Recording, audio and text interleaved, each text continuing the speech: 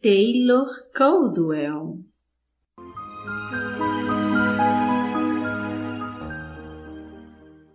Médico de homens e de almas.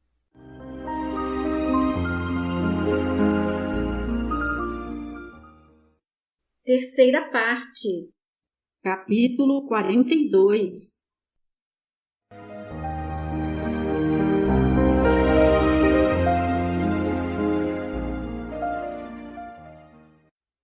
Imediatamente, Lucano escreveu aos advogados de Sara em Jerusalém.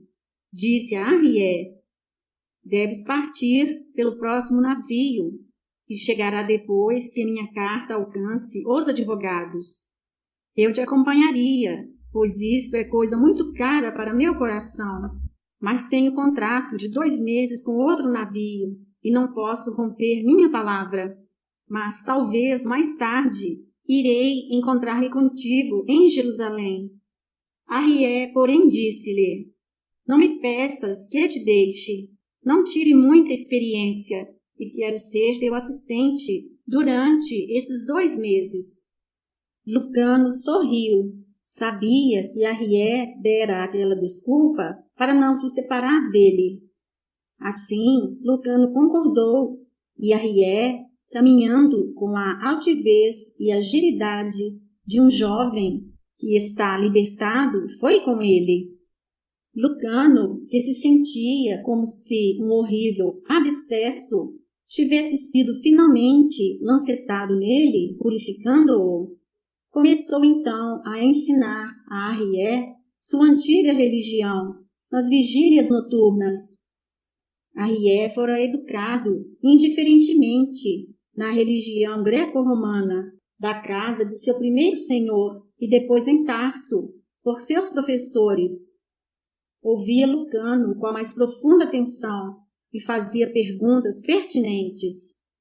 É estranho descobrir que sou judeu, disse certa vez, sacudindo a cabeça. Meus senhores odiavam os judeus. Diziam-nos avarentos e astutos, sendo eles próprios os homens mais perversos, ávidos e espertos do mundo.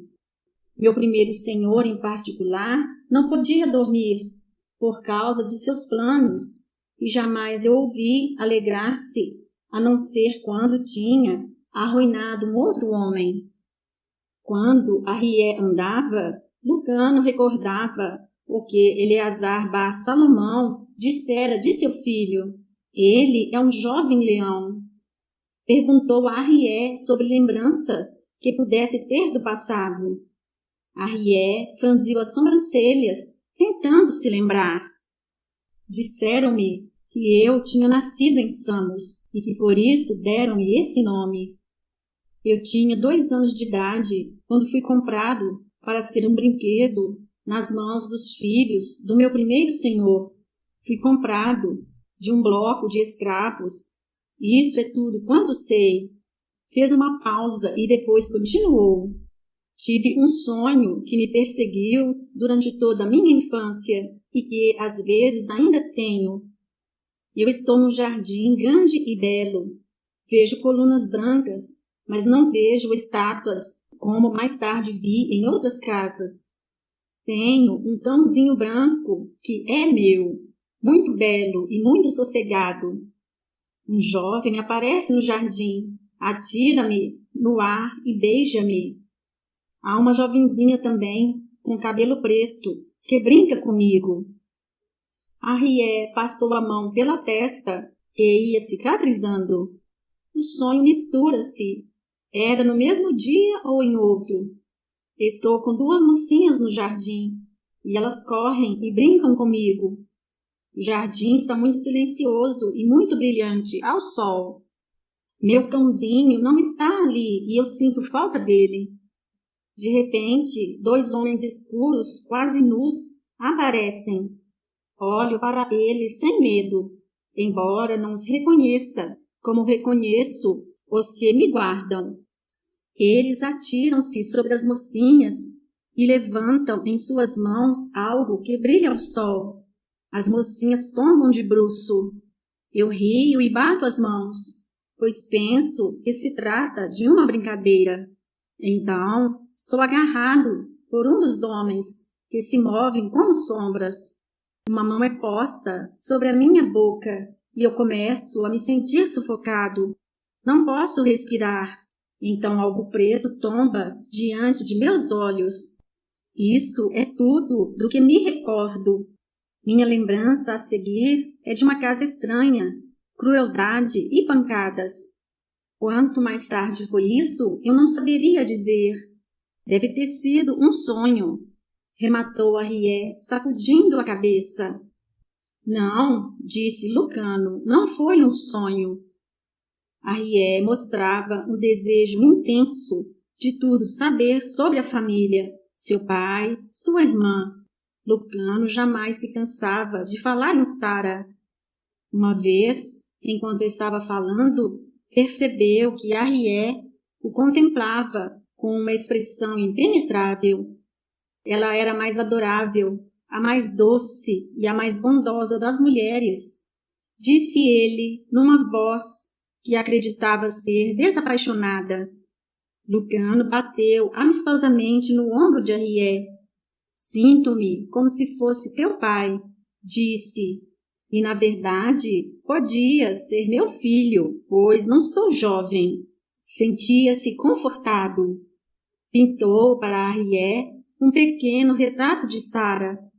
O rosto claro, os olhos sinceros e o belo sorriso irradiavam da madeira como se fossem de carne. E o pescoço branco era altivo. Ela parece uma divindade, disse Henriette. Aquilo fez Lucano rir. Não fales como um grego ou um romano, exclamou. Teus concidadãos olharão para ti ofendidos e revoltados, se chamares uma divindade a qualquer ser humano. Sentemo-nos e estudemos de novo Moisés, que libertou teu povo dos egípcios. Acho que a história te fascina. E como filho de Eleazar bar Salomão, é melhor que te apliques mais às tuas lições de hebraico. Cresceu entre eles um apego que era como o profundo devotamento do homem que tem um filho único e cujo coração fala a esse filho. Um misterioso senso de consolo e realização crescia em Lucano dia a dia. Era como se tudo quanto ele amara estivesse corporificado em Henriette, a quem ensinava como se ensina a uma criança. Jamais se cansavam de conversar. Lucano, falando de sua própria vida, vivia-a de novo, contando-a a Henriette. Quando pararam no porto, um mensageiro veio a bordo, entregando a Henriette uma grande bolsa de ouro e alegres mensagens dos advogados de Jerusalém. Esperamos a chegada do filho de Eleazar bar Salomão. Tinham eles escrito: ele está purificado no templo e devolvido a seu povo. Louvado seja Deus, porque ele te encontrou. Henriette distribuiu o dinheiro entre os membros da miserável tripulação. Foi às galés e deu a vários escravos ouro bastante para que comprassem sua liberdade. Durante dias e noites depois disso, o pequeno navio atroava com gritos jubilosos e saudações aos deuses. Marinheiros beijavam as mãos de Henriette quando o moço passava por eles, e o jovem ficava embaraçado. Lucano agora podia falar integral e amorosamente de Deus com Henriette. Seu espírito estava liberto. Ele se parecia a alguém que espera por um chamado que virá, com certeza, e espera com serenidade. Foi franco com Henriette e explicou seu ódio antigo por Deus. Entretanto, durante todo o tempo, eu estava secretamente enraivecido, pois ele não se manifestava a mim, mas parecia me ignorar. Desafiava-o e não tinha resposta. Isso foi imperdoável. Contou a Henriette tudo quanto Quepitá e José ben Galiel haviam contado, E quando Lucano assim falava, era como se seus queridos professores ali estivessem a seu lado, sorrindo e aprovando com movimentos de cabeça. Falou a Arrié das profecias babilônicas e egípcias. Falou também no estranho mestre judeu, sobre o qual Prisco escrevera e que Ramo vira. Não ouvimos mais falar dele, disse Lucano. Outrora, contavam-se muitas histórias, até 2 meses atrás. Desde então, só existe silêncio. Perguntei a várias pessoas em vários portos, pedindo mais notícias, porém recebi apenas sorrisos de mistificação. Escrevi a meu irmão Prisco várias vezes, pedindo mais notícias, entretanto nenhuma veio. Ele não me tem escrito. Terá voltado para Roma? Escrevi a minha mãe há 2 dias. Encontraremos o rabi judeu em Jerusalém, disse Arrié, intensamente interessado.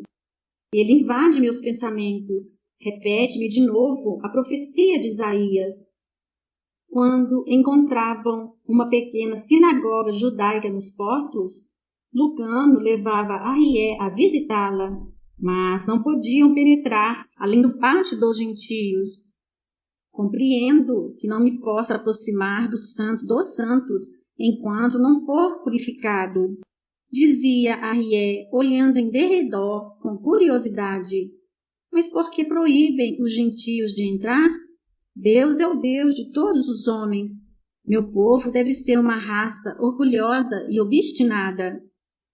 Se não fosse assim, não teria sobrevivido à passagem dos tempos, disse Lucano. Um homem deve preservar o que há de melhor nele e em seu povo. Ainda assim, como dizes, Deus é o Deus de todos os homens. Entretanto, prestei atenção nas cerimônias dos templos gregos, romanos e egípcios.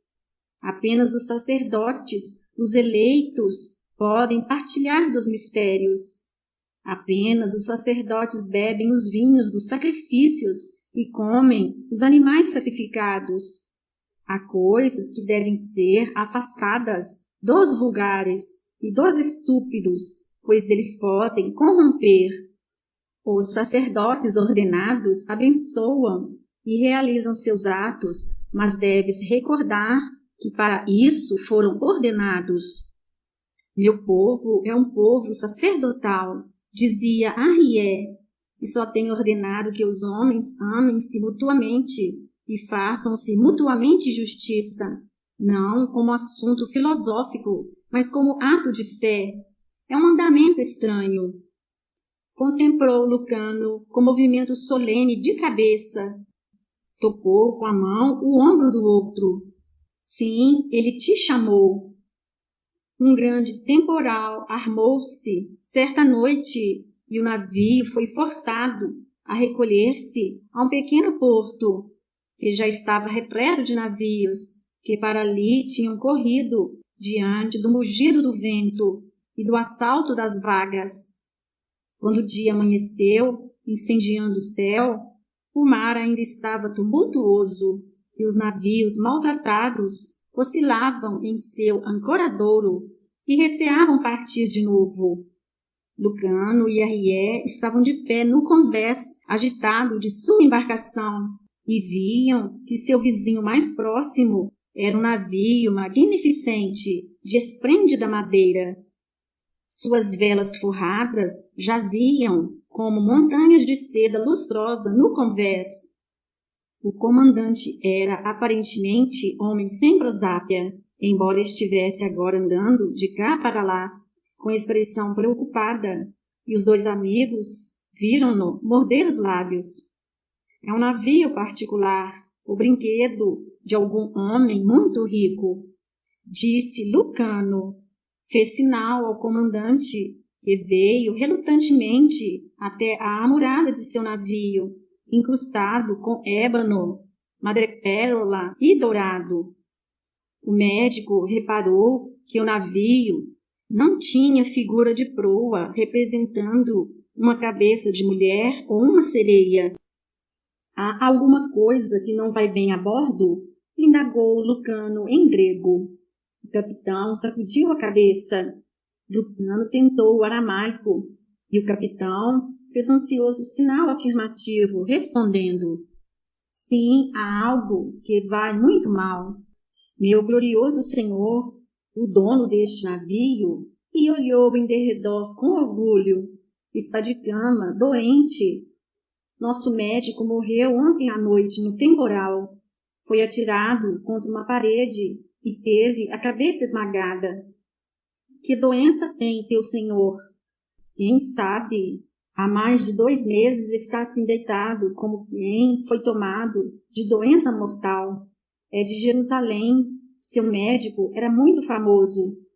Há 2 meses, meu senhor recolheu-se ao leito, chorando violentamente, e não quis ver a esposa, nem os filhos, nem a mãe, nem o pai. O médico ficou estupefato. Então, meu senhor disse que sairia pelos mares para esquecer, mas o que estava tentando esquecer, ninguém sabe. Não saiu da cama e está morrendo de momento a momento. Torce as mãos e não fala. Lucano disse a Arrié em voz baixa: ao que parece, o homem está mentalmente enfermo. Olhou para o comandante e disse, com certa hesitação: sou médico, gostaria de ver teu senhor. O rosto do comandante iluminou-se. Era evidente que amava seu amo.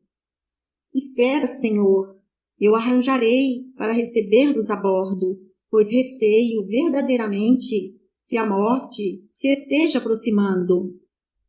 Foi difícil para Lucano e Arrié a passagem para o outro navio, pois os 2 barcos jogavam sem cessar, mas não em ritmo um contra o outro. O comandante recebeu-os como se fossem reis. Oh, Deus é bom! Exclamou. Meu amo não morrerá agora. Jamais Lucano vira navio tão maravilhoso. Um augustal romano, ou mesmo um César, teria se sentido orgulhoso de possuí-lo. As cobertas eram de teca, as paredes de ébano incrustado com artístico desenho de flores e folhas em pérolas, ouro e prata. Brilhavam ao sol ardente. Lucano disse ao comandante: sois judeus, pelo que vejo, pois não há aqui estátua de deuses, nem murais de animais. Qual é o nome de teu amo? Hilel Bar Arram, disse o comandante, e olhou para Lucano e Arrié, esperando um ar de respeitoso temor. Conheceis, sem dúvida, a família dele, não só a mais rica de toda a Judéia, mas famosa por seus médicos, advogados e eruditos. O meu amo é amigo do próprio Pôncio Pilatos. O rei Herodes Antipas lisonjeia-se de recebê-lo como hóspede. Lucano sorriu levemente. O jovem Arrié ouvia com interesse. O médico dirigiu-lhe um aceno. Vamos ver o nosso paciente. Foram levados para 2 cobertas abaixo, cada qual mais esplêndida do que a outra, cheias de luz, tecidos, madeiras e mobiliário preciosos. Sabei que meu amo não tem escravos, disse o comandante com adoração na voz. É contra os princípios de um judeu devoto. Lucano não pôde evitar de dizer, um gesto indicando Arrié: tu sabes muito, meu comandante, sobre os nomes importantes de Israel. Com certeza reconhecerás o filho de Eleazar Bar Salomão, que tem estado dando a volta ao mundo a fim de se aperfeiçoar nas artes da medicina? Arrié corou. Lucano se estava divertindo com aquilo. Os olhos do comandante arregalaram-se e ele olhou para Arrié. O filho de Eleazar Bar Salomão, mas o filho dele foi roubado em criança e ficou perdido. Estava perdido, mas foi encontrado. Disse Lucano: Vamos, esta é a porta do teu amo? Silencioso, sem retirar os olhos de Arrié, o comandante abriu uma porta escondida atrás de uma cortina de brocado de ouro, e os médicos entraram num aposento tão luxuoso em sua magnificência oriental que eles ficaram deslumbrados. Cortinas de brocado de prata pendiam das janelas, tapetes persas cobriam o piso. O navio jogava e oscilava, mas o grande leito dourado estava parafusado com firmeza ao chão. Nele, sob cobertas ricas, jazia um homem que não teria mais de 29 anos. O rosto parecia de mármore antigo. O cabelo preto espalhava-se em leque por sobre os travesseiros bordados, e suas feições mostravam-se finas e austeras. Quando Lucano e Arrié se aproximaram, ele não se moveu. Léo, disse Lucano delicadamente, curvando-se sobre ele. Sou Lucano, um médico, e vim para te ajudar. E eu sou Arrié, também médico e teu concidadão, disse Arrié, com profunda compaixão em sua voz. O enfermo não se moveu. Era como se já tivesse ultrapassado a capacidade de ouvir. Arrié, então, pareceu escutar algo. Colocou a mão sobre a fronte fria de Léo e disse: Ouve, ó Israel, o Senhor nosso Deus é um. Léo manteve-se imóvel. Os dois médicos observaram-no ansiosamente. Lucano levantou a mão dele, fraca e gelada, e tateou-lhe o pulso. Colocou o ouvido sobre o peito, quase sem arquejo. O coração revelava-se lento e fraco. Quando Lucano tornou a endireitar o corpo, viu que lágrimas lentas filtravam-se de sob as pálpebras fechadas. Arrié sentou-se ao lado de Léo, tomou-lhe a mão na sua, mantendo-a com força, e Lucano ficou impressionado com a beleza do quadro que formavam aquele belo rapaz e seu irmão, que ele confortava silenciosamente. O sol derramou-se através da janela e repousou nos rostos deles. Não chores, disse Arrié carinhosamente. Deus está contigo e Ele te ajudará com seu poder. As lágrimas correram mais depressa de sob as pálpebras do outro, e Arrié teve a impressão de que os dedos do enfermo apertavam-se contra os seus. Disse então: Eu estava perdido, e ele encontrou-me. Eu era um escravo, e ele libertou-me. Eu era um estranho, e ele trouxe-me para meu povo. Louvado seja ele, Rei dos reis, pois nada está fora de seu poder, e ele não silenciará quando seus filhos chamarem por ele. Léo gemeu, e foi como se o som não viesse apenas de sua carne, mas de seu espírito. Não abriu os olhos, mas sussurrou: É tarde demais. Ele me chamou, e eu lhe voltei as costas. Não o esqueci, e um dia soube que não poderia viver sem ele, embora o que ele me pedia fosse árduo. Por isso fui procurá-lo novamente. Era tarde demais. Os romanos o haviam matado, o haviam cravado na cruz como a um criminoso. Lucano teve um violento sobressalto. Agarrou os ombros emaciados de Léo em suas mãos e a seda macia rangeu sob seus dedos. Quando se passou isto, exclamou.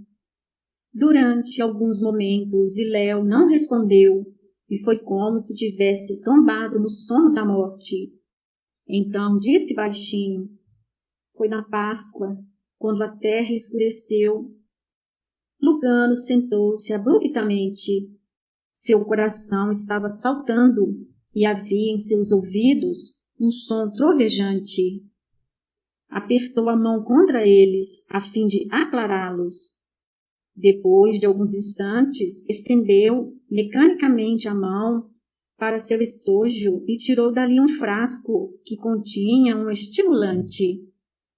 Suas mãos tremiam enquanto punha um pouco daquele líquido na taça de vinho que estava sobre uma mesa de limoeiro ao lado do enfermo.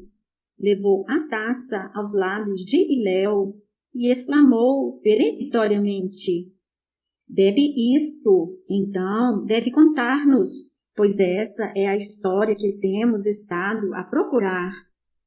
Iléu bebeu sem abrir os olhos, e Lucano tornou a deitar-lhe a cabeça no travesseiro. O mar radiante atirava relances de luz e sombra dentro do aposento. Gaivotas gritavam junto das janelas, e as vozes de muitos marinheiros ecoavam ao vento. O cheiro quente de alcatrão, do sal e do peixe misturava-se a um odor aromático que se assemelhava ao da mirra. Lucano e Arrié esperavam que Iléu falasse. Um leve colorido começou a insinuar-se em suas faces de marfim. Seus lábios cinzentos foram tomando um tom de coral, e o suor secou em sua fronte. O homem então abriu os olhos trágicos, escuros e atormentados. Vós o procurais? Murmurou. Mas ele está morto. Vi as 3 cruzes minúsculas, diminuídas, no distante local dos crânios, contra um céu turbulento, de nuvens róseas e lilás, imenso e fervente, e dali vinha para a terra uma luz horrenda. E as pessoas me contaram, ali onde eu estava, que um dos que estavam nas cruzes era Jesus de Nazaré, que ele fora condenado por escarnecer da lei e ser causa de insurreições contra Roma. E enquanto ali fiquei, uma sensação de morte e perda tombou sobre mim. O sol retirou sua face radiante e a terra estremeceu. As pessoas tombaram de bruço, com um grande grito de terror e luto. Era tarde demais para sempre, e não lhe pude dizer que eu o seguiria. E então, perguntou Lucano, quando Iléu silenciou, virando a cabeça para o outro lado, angustiado. O enfermo fez um gesto fraco. Não sei, fugi daquele lugar maldito naquela noite e fui para Cesareia, onde passei uns dias sem propósito. Depois fugi para o mar, pois nada mais para mim tinha qualquer valor. As antigas profecias dizem que ele tornará a erguer-se, falou Lucano. Curvava-se sobre Iléu, que sacudiu a cabeça. Como é possível? Murmurava ele. Sim, ouvi de meus servos que aqueles que o seguiam tinham dito isso, mas ele era apenas um homem. Olhou para Lucano e seus olhos imploravam. Ele morreu. Precisas dizer-me, por amor da paz de minha alma, que ele era apenas um homem, afinal, e que eu não o traí verdadeiramente, que eu não o feri. Os homens não têm traído sempre? Perguntou Lucano com tristeza. E não o trairão sempre neste mundo sem fim? Não o traí eu próprio, embora tivesse visto a estrela de seu nascimento e ouvisse falar dele desde a minha infância? Tu te arrependes, a penitência é tudo quando ele pede. Iléu chorava. Então, não estou perdido e ele me perdoou? Ele não desprezará um coração arrependido, disse Lucano, limpando o rosto do enfermo com uma toalha molhada em água fria. Mas conta-nos. Passou-se algum tempo antes que Iléu pudesse falar. Torcia seus dedos finos e olhava para as janelas brilhantes, como se visse algo para além delas. Eu estivera visitando Herodes, que é amigo de minha família, em seu palácio de Cesareia. Deveis saber que isso se passou há quase 1 ano. O dia da expiação se aproximava, e eu não podia permanecer com Herodes, que é em parte grego e homem caprichoso, que a um dado momento é grego e logo depois judeu. Não sou homem piedoso, nem observo a lei estrita. Ainda assim, não pude suportar por mais tempo a conversação de Herodes, nem suas maneiras. Ele sacrifica em templos romanos, depois vai a Jerusalém para purificar-se e atira cinzas à cabeça, pede perdão e empilha ouro nas mãos dos sacerdotes. Assim, mandei caladamente minha família para Jerusalém e depois de 1 ou 2 dias para lá também fui. Fez uma pausa e Lucano tornou a refrescá-lo com o vinho e o estimulante. Deveis saber que eu ouvira falar muito no rabi judeu, que estava ensinando o povo na poeira das cidades e atalhos. Herodes falou dele com um riso constrangido. Havia muitos que o acusavam de incitar os judeus à rebelião contra o opressor romano. Herodes, porém, estava constrangido por causa da morte de João, o Batista, conforme o chamava o povo. De certa forma, Herodes é homem erudito e pensava ser João o Elias, tendo de início poupado a vida dele. João o denunciara a ele, o tetrarca, por ser casado com Herodíades, a esposa de seu irmão. Compreenderás, Lucano, que essas coisas estavam muito vagas em minha mente, pois o que era um pobre rabi judeu vindo da Galileia, em relação aos ricos e poderosos, sempre há profetas, pois os judeus geram profetas como os gafanhotos filhotes. Um a mais ou a menos não tem importância.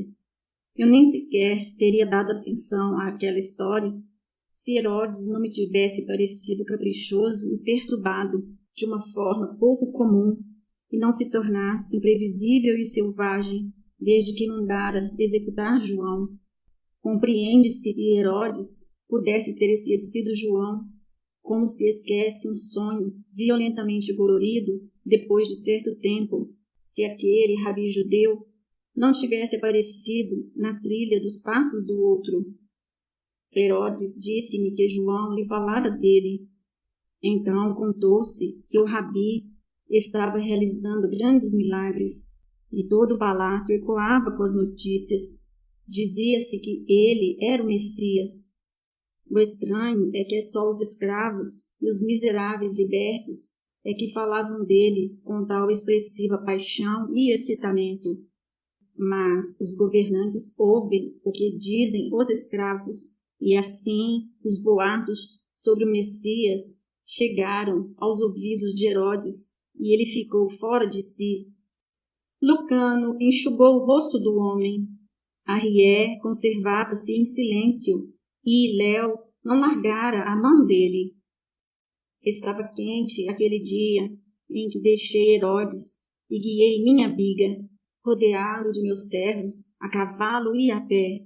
A poeira parecia fogo branco, e eu enrolei um pano sobre meu nariz e meus olhos.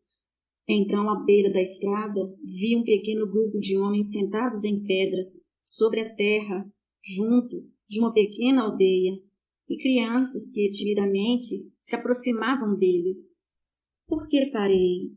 Um dos meus homens cavalgou até a minha biga e disse-me com veemência que ali estava o humilde rabi com seus amigos, e tive curiosidade de ver o homem que indignara Herodes de tal maneira e sobre o qual se contavam histórias tão incríveis. Assim, guiei a biga até junto dele e de seu pequeno bando de seguidores e crianças e ouvi com um sorriso o que dizia aquele que parecia tão pobre e humilde quanto um mendigo, comentando comigo mesmo: é deste que estão falando? Ele estava contando uma história, uma parábola, e os judeus vivem tão cheios de histórias como uma romã de sementes. Seu sotaque era tosco, pois tratava-se de um camponês da Galileia, um carpinteiro, segundo me disseram. Relatava muito bem a sua história, com muita eloquência. Olhei para seu rosto empoeirado, para suas vestes simples e para seus pés, enquanto ele ali estava, sentado na pedra, e fiquei impressionado com o que dizia. Ele falava de um fariseu, e os fariseus são homens muito devotos e rigorosos, que defendem a lei, como as legiões defendem Roma, que ia ao templo para rezar, e ao lado dele estava um publicano, sem importância, que sem dúvida o fariseu considerou insuportável.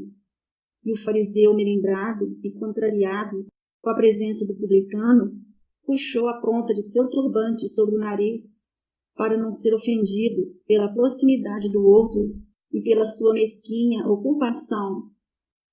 Os olhos de Iléu modificaram-se, tornaram-se ansiosos e quentes ao olhar para Lucano. Era uma história muito interessante, e eu não gosto dos fariseus. Eles me aborrecem com sua piedade excessiva, que está só na letra e não no espírito da lei. Queria divertir-me e divertia-me ver aquele homem pobre e andrajoso falar assim dos fariseus, que são o terror da Judéia, com suas constantes acusações aos padres, a propósito de o povo não observar convenientemente todo o ritual.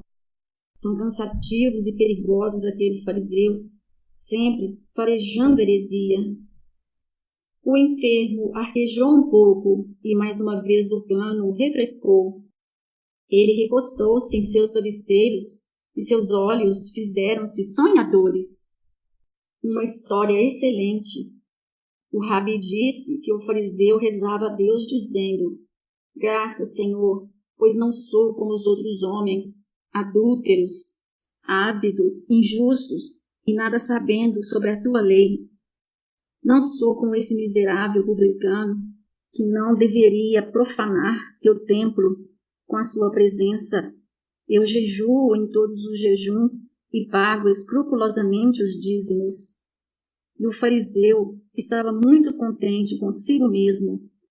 O publicano, porém, batia no peito, chorando, e não levantava os olhos, apenas exclamando: Senhor, tem piedade de mim, que sou um pecador. E Léo estava tão melhor que pôde rir baixinho. E o rabi disse aos que o seguiam: Digo-vos que aquele publicano valia mais do que o fariseu. E Deus o confortou, mas não confortou o fariseu. Pois o que se exalta será humilhado, mas o que se humilha será exaltado. Preciso contar-vos sobre aquele rabi. O sol estava vírido, mas no rosto dele mostrava-se ainda mais fulgurante e intenso, pois sua emoção era mais do que a emoção de um homem. Sentava-se como um príncipe em seu trono, e a gente se esquecia de que se tratava apenas de alguém que pertencia a uma casta de cultura limitada. Sentado sobre uma pedra, com seus pés lavados em pó, sorria como um pai. Olhava para seus seguidores com olhos azuis e carinhosos, e eles lhe ouviam reverentes. Sua barba era dourada e suas mãos descansavam em seus joelhos. Falava como quem está coberto de autoridade. Foi então que as crianças, andrajosas e descalças, que se tinham mantido afastadas, aproximaram-se timidamente dele. Enquanto estivera ouvindo o rabi, suas mães se juntaram a elas, pobres mulheres que se vestiam de farrapos com jarros aos ombros. Empurravam os filhos para ele, olhando em derredor humildemente, como que implorando perdão.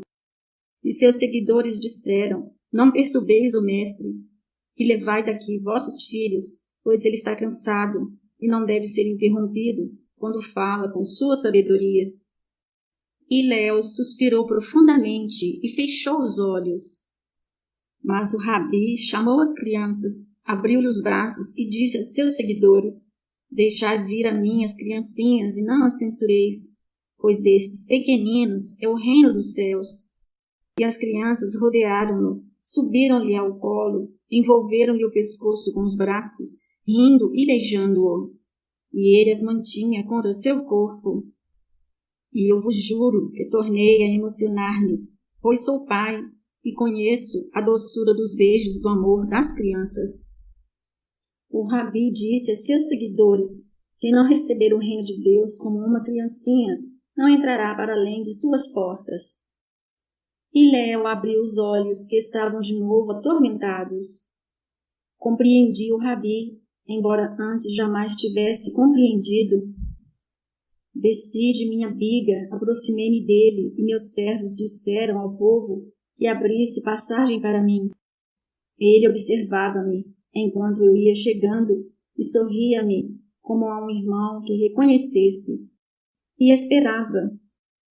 Meus servos gritavam: fazei caminho para Eléu Ba-Arã, que é homem poderoso em Israel, pois dirige uma cidade, e sua família é famosa e tem muito ouro. E o Rabi nada disse, e só esperou por mim, embora o povo recuasse, assustado. Parei diante dele, perto bastante para tocar-lhe o ombro, e ele fixou-me em silêncio. Disse-lhe: bom mestre, o que devo eu fazer para merecer a vida eterna? Ele tornou a sorrir e disse com sua voz, que se fizera sonora: por que me chamas bom? Ninguém é bom, apenas Deus. Conheces os mandamentos? E não deves matar, roubar, dar falso testemunho ou cometer adultério. Deves honrar teu pai e tua mãe. Eu lhe disse: desde a minha juventude respeito os mandamentos.